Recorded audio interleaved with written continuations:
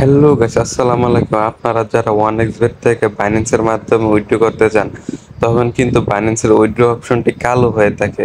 আসলে কেন কালো হয়ে থাকে এবং এটার সমাধান কি, এই নিয়ে কিন্তু আজকে এই ভিডিওটা করা হয়েছে। তো ভিডিওটা শুরু করার আগে ছোট্ট একটা ইন্ট্রো দিয়ে নিচ্ছি।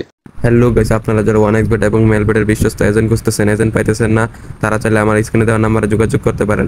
আমি OneXBet এবং মেলবেটের দুইটারই এজেন্ট আছি। আমি সর্বনিম্ন 50 টাকা ডিপোজিট এবং সর্বনিম্ন উইথড্র 150 টাকা দিয়ে থাকি। আসলে OneXBet-এর একটা গুরুত্বপূর্ণ রুলস আছে। রুলসটি বলার আগে এখানে দেখুন আগে, আমি যখন বাইন্যান্সের মাধ্যমে ক্লিক করতেছি, তখন কিন্তু আমার সামনে এরকম একটা লেখা আসতেছে যে this system is not available to you, মানে এই সিস্টেমটা আমার জন্য অ্যাভেলেবল নয়।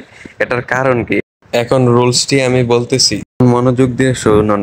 আপনি যেই মাধ্যমে ডিপোজিট করবেন ঠিক সেই মাধ্যমে উইথড্র করতে পারবেন। এখন আপনি যদি বাইন্যান্সের মাধ্যমে উইথড্র করতে চান, তাহলে অবশ্যই আপনাকে বাইন্যান্সের মাধ্যমে ডিপোজিট করতে হবে। আপনি চাইলে বিকাশের মাধ্যমে ডিপোজিট করে বাইন্যান্সের মাধ্যমে উইথড্র করার কোনো সুযোগ নাই এখান থেকে।